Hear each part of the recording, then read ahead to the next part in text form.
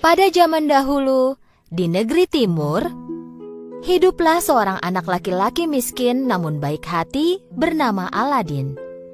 Karena tinggal bersama ibunya, Aladin melakukan pekerjaan kasar, bahkan pergi jauh sekali untuk mencari uang. Suatu hari, dia pergi begitu jauh untuk mengambil pisang untuk dijual di pasar. Tiba-tiba, dia berpapasan dengan seorang pria berjanggut yang berpakaian bagus dan berkulit gelap. Pria itu berbicara sambil menunjukkan emas di tangannya.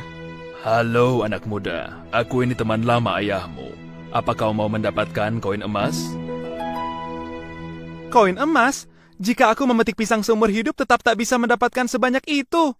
Pria itu meminta Aladin untuk turun ke lubang yang ada di bawah bebatuan tak jauh dari sana dan memintanya melakukan sesuatu. Aladin pikir itu adalah tugas yang sangat mudah. Mereka menggeser bebatuan itu dan melihat lubang itu muncul. Karena berbadan kecil dan lincah, Aladin berhasil masuk ke dalam lubang itu. Di dalam lubang itu, Aladin menemukan tangga yang sangat sempit lalu menuruninya. Ketika sampai di dasar tangga, dia melihat bahwa gua itu diterangi oleh sebuah lampu tua. Aladin tak percaya pada apa yang dilihatnya. Di dalam gua itu ada banyak permata, emas, dan penuh dengan harta. Dalam keadaan masih terkejut, Aladin ditakutkan lagi oleh suara dari atas. Lampu! Apa kau melihat lampu? Matikan lampunya dan bawakan kepadaku. Dari semua harta dan emas yang ada di dalam gua, Aladin tidak percaya bahwa satu-satunya yang pria itu inginkan adalah lampu tua tak berharga ini. Kini Aladin jadi takut. Aladin mengambil lampu itu dan mulai memanjat tangga.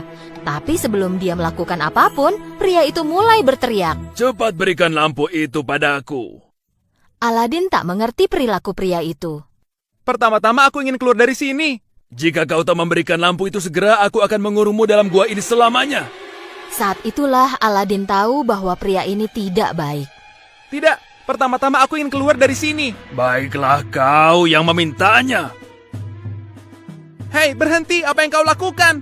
Tanpa sadar cincinnya telah jatuh ke dalam gua, pria itu mendorong batu menutupi lubang itu dan meninggalkan Aladin di sana. Aladin melihat cincin itu di lantai dan segera mengambil dan memakainya. Dengan diiringi suara membahana, gua itu disinari oleh awan berwarna merah muda, dan dari dalam awan itu terlihat sesosok raksasa. Sambil ketakutan, Aladin melihat raksasa itu. Mintalah apa saja. Tapi jangan lupa, kau hanya punya 3 permohonan. Aku ingin pulang ke rumah. Baiklah, nak. Dalam sekejap, Aladin sudah ada di rumahnya.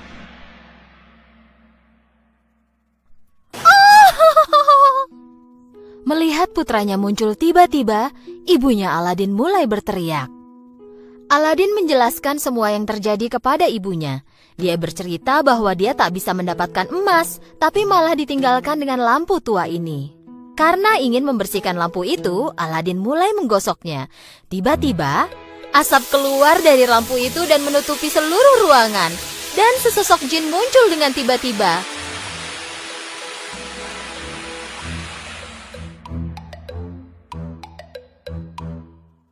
Woohoo! Wow, Bung! Aku sudah terjebak dalam lampu ini selama ratusan tahun. Dan kau telah menyelamatkanku. Baiklah, mintalah apapun yang kau inginkan.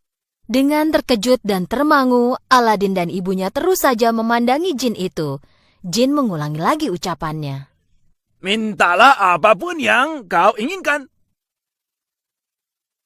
Baiklah, kalau begitu, siapkan meja penuh makanan dan minuman lezat untuk kami. Tiba-tiba sebuah meja besar muncul di tengah-tengah ruangan dengan segala jenis makanan, buah, dan manisan. Sejak saat itu, berkat lampu ajaib, semua yang diminta Aladin dan ibunya menjadi kenyataan. Mereka hidup sebagai orang kaya dan bahagia.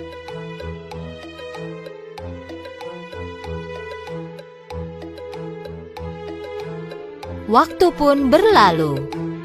Suatu hari, ketika melewati pasar, Aladin melihat Putri Jasmine, putri sang raja, menaiki tandu perak yang diusung oleh para tentara. Dan Aladin jatuh cinta pada putri itu. Aladin pulang dan memberitahu hal ini kepada ibunya. Lalu ibunya Aladin menyiapkan sekotak penuh emas dengan bantuan jin dan pergi ke istana. Ibu Aladin memberitahu penjaga bahwa dia membawa hadiah untuk Sultan. Karena sangat menyukai hadiah itu, Sultan memanggil ibu Aladin untuk menghadap. Ketika dia memberitahu Sultan akan niat putranya, Sultan meminta ibu Aladin untuk membuktikan kekayaan dan kekuasaan putranya.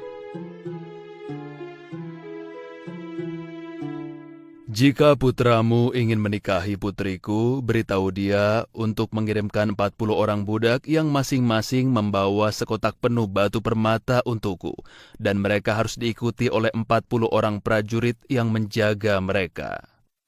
Mendengar permohonan Sultan, ibu Aladin kembali ke rumah dengan sedih. Karena pikirnya, bahkan jin pun tidak akan bisa mengabulkan permohonan sebesar ini. Aladin mengambil lampu ajaib dan menggosoknya lebih keras dari biasanya, dan jin pun keluar. Baiklah, mintalah apapun yang kau inginkan. Aladin memberitahu jin akan permintaan Sultan. Jin bertepuk tangan 3 kali, dan tiba-tiba tepat di samping mereka muncullah 40 orang budak dengan kotak yang penuh harta dan 40 orang prajurit yang menjaga mereka.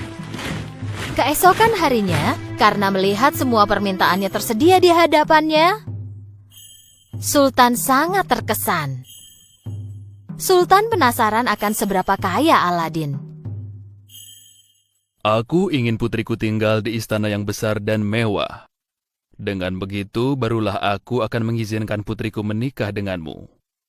Aladin memberitahu jin akan permintaan Sultan kali ini. Jin langsung mengabulkan permohonannya. Aladin tidak percaya pada apa yang dia lihat. Sebuah istana megah dan mewah berdiri tepat di samping rumah mereka. Aladin tidak percaya pada apa yang dia lihat.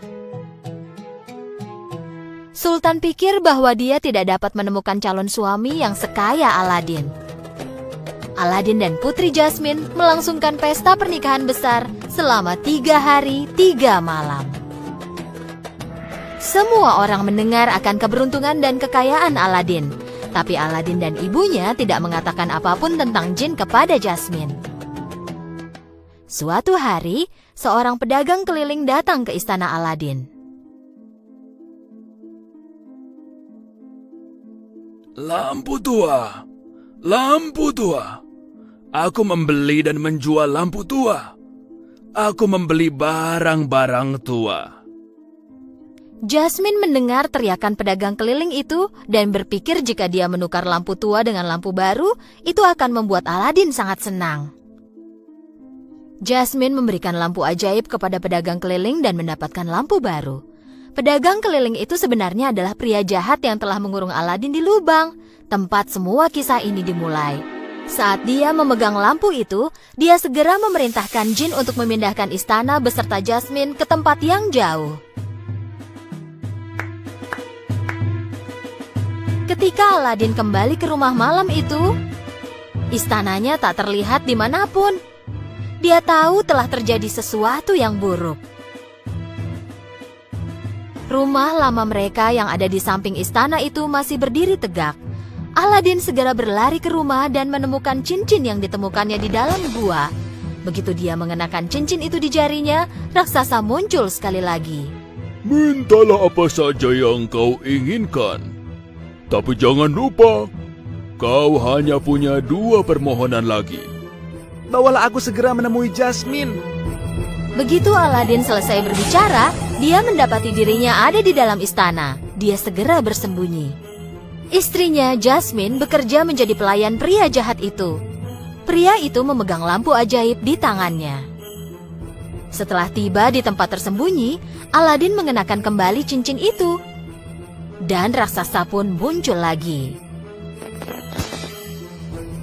Mintalah apa saja yang kau inginkan, tapi jangan lupa kau hanya punya 1 permohonan lagi. Buatlah pria jahat itu tidur nyenyak dan lama sekali. Begitu Aladin menyelesaikan kalimatnya, dia berlari ke arah istrinya. Jasmine melihat pria jahat itu dengan ketakutan. Ketika Jasmine melihat Aladin, dia sangat bahagia. Aladin memberitahu semua yang terjadi mulai dari pertama.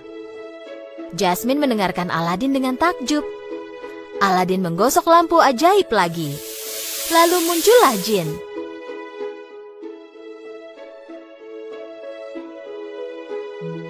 Baiklah, mintalah apapun yang kau inginkan. Kirimlah pria jahat ini ke tempat yang sangat jauh, sehingga dia takkan bisa menemukan kami lagi. Pria jahat yang tertidur itu tiba-tiba menghilang. Aladin meminta jin untuk membawa kembali istananya ke tempat semula. Bawalah kami dan istana ini kembali ke rumah. Istana itu terbang di langit dan mendarat kembali ke tempat asalnya. Dengan istana yang telah kembali ke tempat asalnya, Aladin akhirnya berada di dekat ibunya lagi. Aladin, ibunya, dan putri hidup bahagia selamanya.